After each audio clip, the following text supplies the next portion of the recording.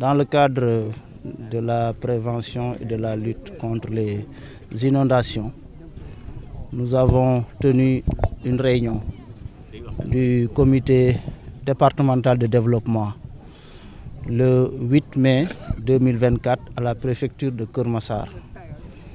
À l'issue de cette importante rencontre, nous avons formulé 37 recommandations qui ont été transmises à qui de droit. Les services techniques chargés également de la mise en œuvre de ces recommandations ont été saisis.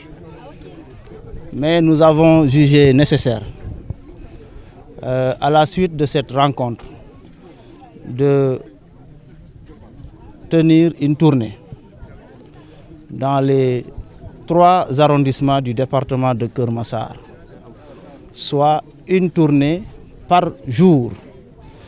La tournée d'aujourd'hui concerne l'arrondissement de Malika, c'est-à-dire les communes de Keur Massar Nord et de Malika, avec un programme sur 10 sites à visiter. Il s'agit essentiellement des points les plus névralgiques en matière d'inondation. Nous avons relevé sur le terrain avec les différents acteurs que l'État a fait énormément d'efforts dans le cadre de la lutte contre les inondations par des investissements structurants qui ont permis de soulager les populations qui habitent dans certains quartiers. Cependant, des points critiques demeurent.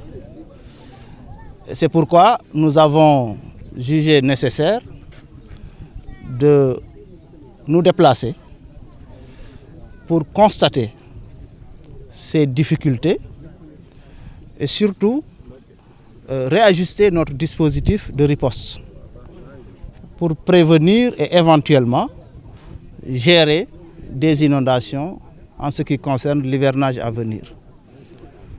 Nous avons également noté quelques problèmes liés à des incohérences dans le dispositif qui a été mis en place. Les techniciens qui nous accompagnent ont pris bonne note et des réflexions seront menées pour qu'on puisse arriver à corriger tous ces manquements et rétablir la cohérence d'ensemble. Celle-là qui consiste à faire revenir ou bien à restaurer les voies naturelles d'évacuation des eaux de pluie. Nous avons noté d'abord des occupations sur des sites qui normalement ne devraient pas faire l'objet d'habitation. Nous avons également noté des sites qui ont été obstrués par des ordures versées sur place par des populations. Nous avons aussi relevé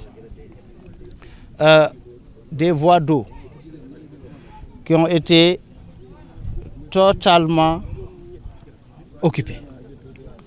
Mais nous avons aussi signalé, on nous a signalé d'ailleurs, que certains ouvrages devraient être réadaptés à la réalité ou bien aux besoins spécifiques de la zone. C'est pourquoi les techniciens ont pris bonne note et apporteront les mesures correctives nécessaires. Mais il faut noter que le système est un ensemble cohérent. Il faut que tous les bassins réalisés ou en cours de réalisation soient interconnectés et que les réseaux d'évacuation soient entièrement réalisés pour que nous puissions régler définitivement le problème. En attendant, l'État a pris les dispositions pour soulager les populations.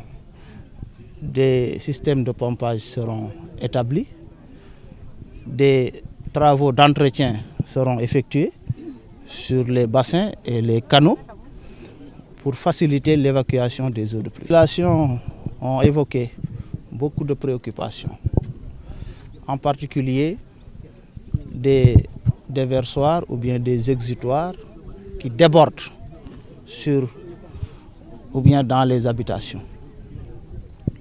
Du fait de la quantité importante d'eau reçue, mais aussi du fait que certaines habitations sont quand même établies dans les lits des fleuves. Mais il y a aussi des difficultés liées au fait que les voies d'évacuation d'eau qui sont réalisées, c'est-à-dire les canaux, sont obstruées par des ordures. Et vraiment, nous invitons les uns et les autres à s'abstenir de ces pratiques-là qui ne facilitent pas vraiment la prise en charge de ce problème. Seulement, dans un projet, il y a différentes étapes. Parmi ces étapes, il y a les études, il y a la libération des emprises, il y a aussi la réalisation du projet.